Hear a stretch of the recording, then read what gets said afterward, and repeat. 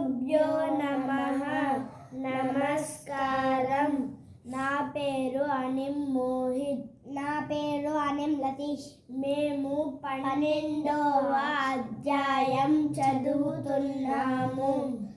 ఓం శ్రీకృష్ణ పరబ్రహ్మణే నమః.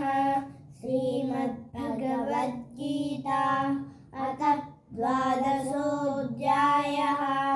భక్తియోగः.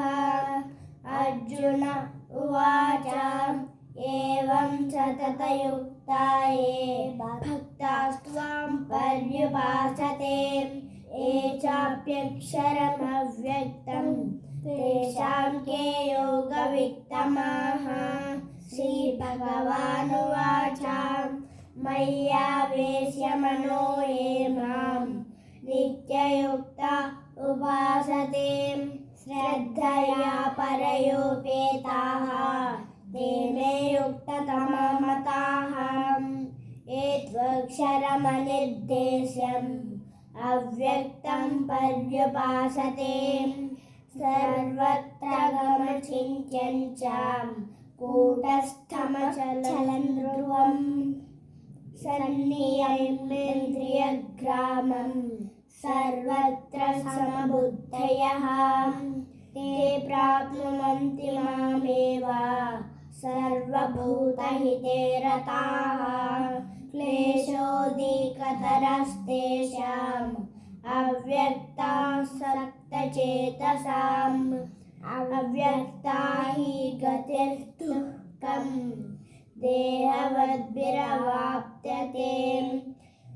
ये तु सर्वाणि कर्माणि मयि सन्न्यस्य मत्पराः अनन्येनैव योगेन मां ध्यायन्त उपासते तेषामहं समुद्धर्ता मृत्युसंसारसागरात् भवामि न चिरात् पार्थ.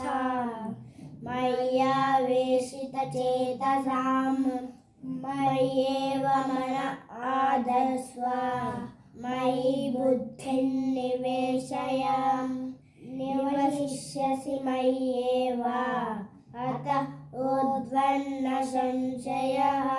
अतः चित्तं समादातुं न शक्नोषि मयि स्थिरम् अभ्यासयोगेन ततः मामिच्छाप्तुं धनञ्जय.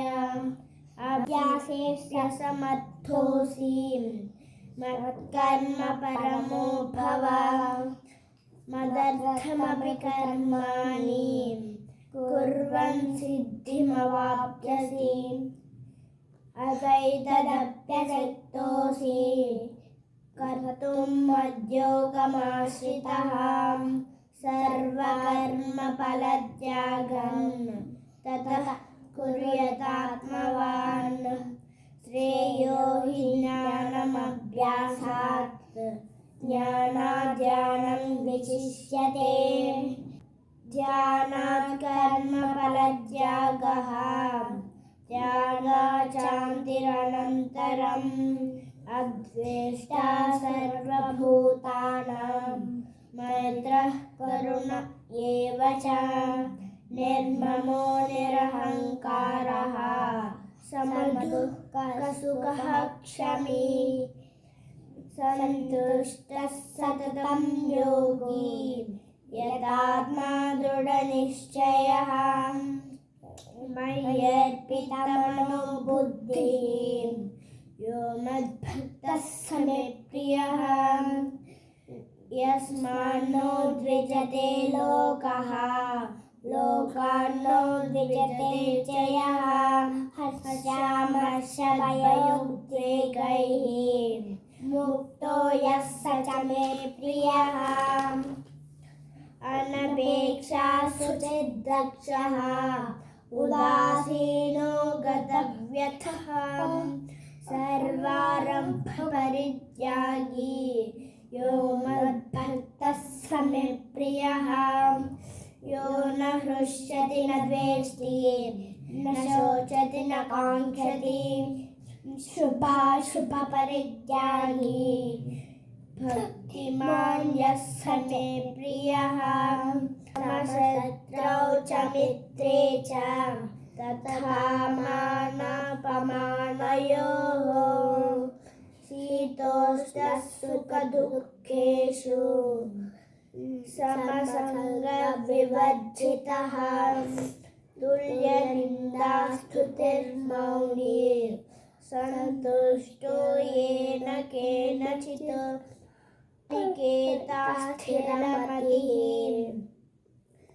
भक्तिमान् मे प्रियो नरः ये तु धन्यामृतमिदं यथोक्तं पर्युपासते श्रद्धदानमत्करमाः भक्तास्तेतीव मे प्रियाः ॐ तत्सदिति श्रीमद्भगवद्गीतासु उपनिषत्सु ब्रह्मविद्यायां